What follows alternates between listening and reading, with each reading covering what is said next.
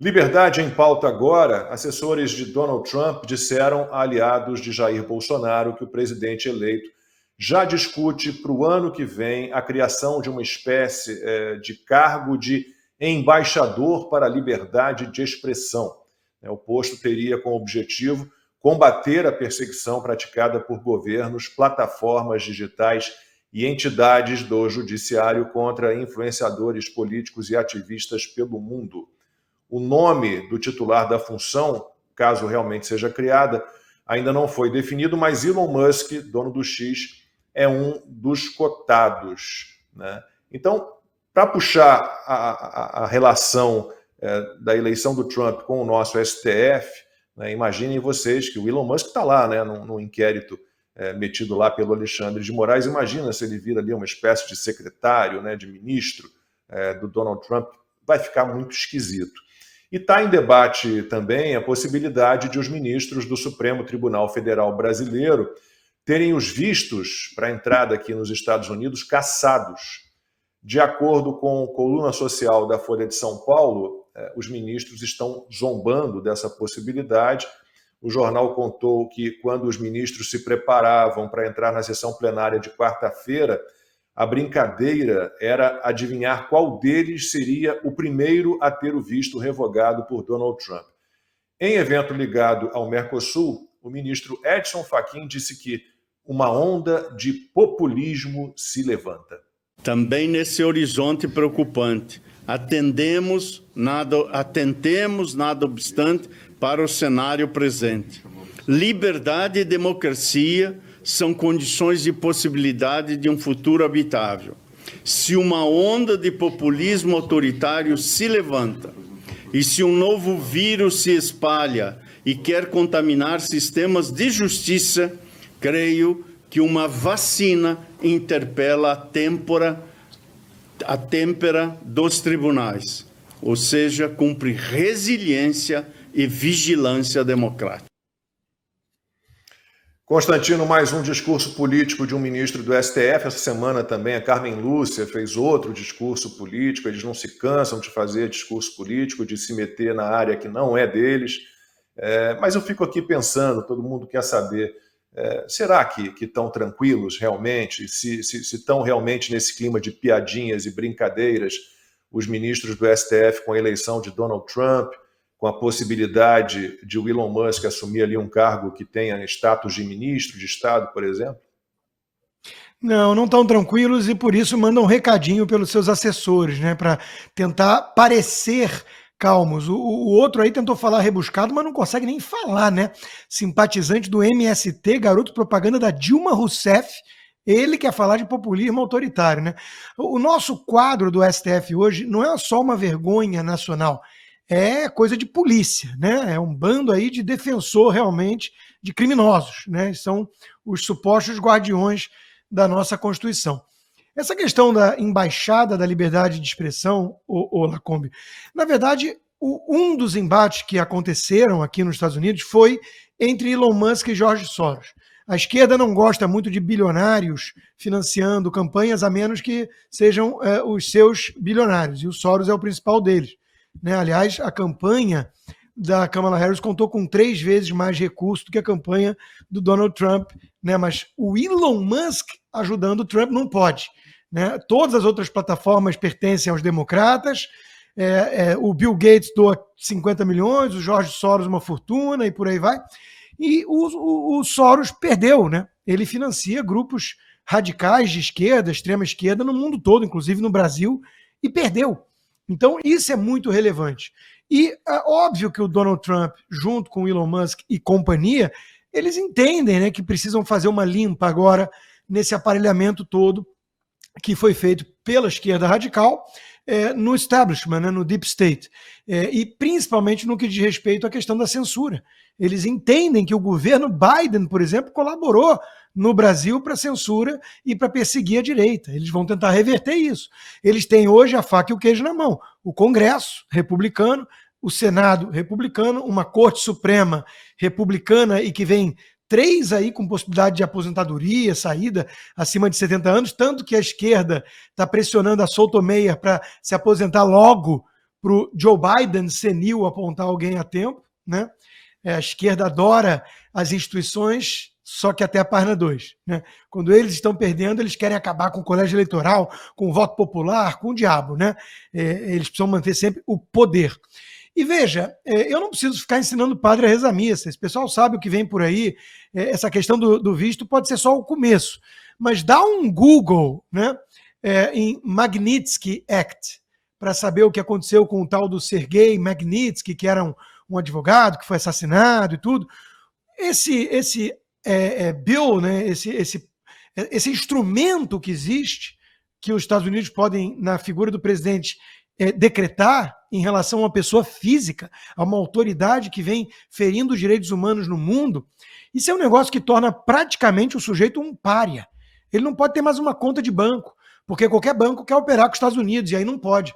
Se tiver ele como cliente, não pode mais operar nos Estados Unidos. Alguém que está sob o Magnitsky Act. Então a coisa pode ficar bem esquisita para esses ministros, e eles sabem. Eles não estão tão tranquilos assim não, Lacombe. Nem o Lula está tão tranquilo, à exceção do Padilha. O Padilha está tranquilo porque é um pincher que não sabe que é um pincher, e olhou para o Rottweiler e falou, vem encarar, vem encarar. Né? O Padilha disse, o Trump que seja bobo de vir se meter com o Brasil, vai ver o que é bom para tosse. Eu queria ter a autoestima desse sujeito. Né? Em alguns casos pode ser confundido com loucura ou com complexo vira-latas. Vamos lá, né? Lacombe, talvez sim existe, não no primeiro momento, mas existe uma possibilidade nada desprezível, e nós vamos atuar para que isso aconteça cá entre nós, eu e outros, né? Que algum ministro aí do Supremo, né, o pavão Supremo, digamos assim, que gosta muito de ficar aqui perto, num apartamento milionário do Key Biscayne, em Miami, tenha que trocar por Caracas, por Havana. Tem lugares bonitos, Varadeiro é muito bonito, né, mas vai ter que se contentar com um lugar desses, porque talvez aqui não possa mais frequentar, não. Pois é, Ana, e um parlamento americano dominado por republicanos, e mais do que isso, com gente que conhece bem a situação atual do Brasil, a gente está sonhando muito achar que pode haver realmente uma pressão sobre o Brasil do PT e do STF, para que as coisas aqui entrem num rumo decente. É sonhar demais? Eu acho que não, Lacombe, porque também existem leis aqui nos Estados Unidos, como a FCPA, né, que é um pacote de leis anticorrupção, inclusive a própria Petrobras e Odebrecht caíram dentro desse pacote de leis anticorrupção para chegarem até num acordo com o Departamento de Justiça, assinaram um acordo de quase 4 bilhões de dólares depois da Lava Jato. Então, por mais, né, um pequeno parênteses aqui, por mais que o Toffoli e todos eles ali tentam apagar o passado da Lava Jato no Brasil, ele continua muito vivo aqui em documentos oficiais do governo dos Estados Unidos. Mas essa FCPA, ela coloca um alerta do governo dos Estados Unidos nos países em que, por exemplo, eles colocam empresas americanas estabelecidas nesses países que são obrigadas ou forçadas ou coagidas a irem contra a Constituição daquele país. Então, não é questão de entrar ou invadir a soberania do Brasil, nada disso. Mas eles têm que ver, como, por exemplo, o caso do Twitter Files Brasil, que deu aquele relatório de 541 páginas na Câmara, né? Primeiro na comissão, depois na Câmara dos Deputados, agora a Câmara que pode ter maioria republicana também. Ali naquele relatório da comissão, fala sobre a FCPA, né? E menciona, peraí, o X, que é uma empresa americana, está violando a Constituição do Brasil? Sim ou não? Isso é grave. Tem também, Lacombe, pelas conversas que estamos ouvindo aqui nos bastidores, que vão investigar, sim, quem fraudou, quem foi que falsificou aquele documento de entrada do Felipe Martins aqui nos Estados Unidos. Porque já foi provado que ele não saiu do Brasil, que ele não entrou aqui e que ele não saiu. Porque foram tão ignorantes que falsificaram um documento de entrada mas não falsificaram um documento de saída, sendo que o Felipe Martins foi preso no Brasil. Peraí, ele entrou, mas ele não saiu, não tem documento de saída, então ele se transportou para Curitiba, para o Paraná e foi preso lá na Câmara do Tempo, né? Se teletransportou. Isso vai ser investigado também. Sobre a fala do ministro, ele fala, né, vacina, porque vamos ter a vacina. Ele tinha que estar falando da vacina da dengue. O Brasil que passou por uma doença de verão o inverno todo. Isso é vergonhoso.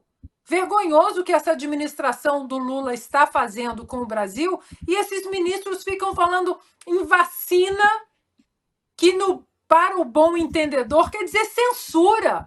A vacina deles é censura, é canetada, censora. Não quero, derruba. Falou demais, censura. Não gostei desse perfil, bloqueia. Essa é a vacina deles. E é claro, Lacombe, que essa sanha de calar as pessoas, isso vai contra os pilares do Ocidente, das democracias saudáveis. Isso vai levantar aqui os sinais, é claro que vai.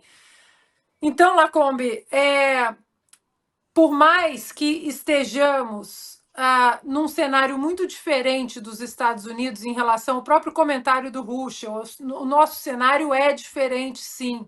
O nosso judiciário está corrompido, está ativista demais, militante demais. Só que até aqui nos Estados Unidos, o judiciário corrompido e militante foi usado para colocar 91 indiciamentos nas costas de Donald Trump. Ele foi condenado. Ele é hoje um condenado da justiça. Num outro caso, ele foi condenado a pagar o estado de Nova York 530 milhões de dólares. Ele foi condenado a pagar uma atriz pornô 80 milhões de dólares dentro de um esquema de um judiciário corrupto. E mesmo assim, a verdade se estabeleceu novamente. Aqui existem mais ferramentas para essa reviravolta? Existem.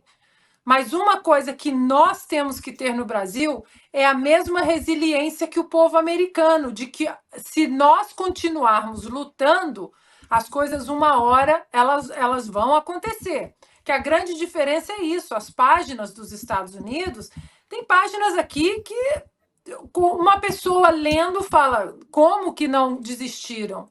E é isso que a gente tem que levar.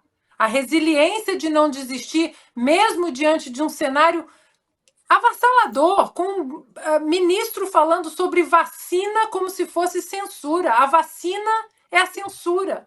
Enquanto isso, o povo brasileiro precisando de vacina contra a dengue em pleno inverno.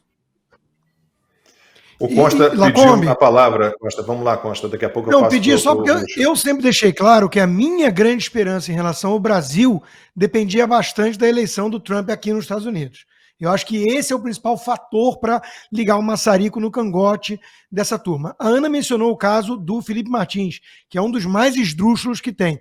O Eduardo Bolsonaro, que tem ótimo trânsito com o Trump, né, e acho que agora assume um papel de super relevância nessa estratégia toda, ele já gravou um vídeo dizendo que isso vai ser um assunto relevante, né?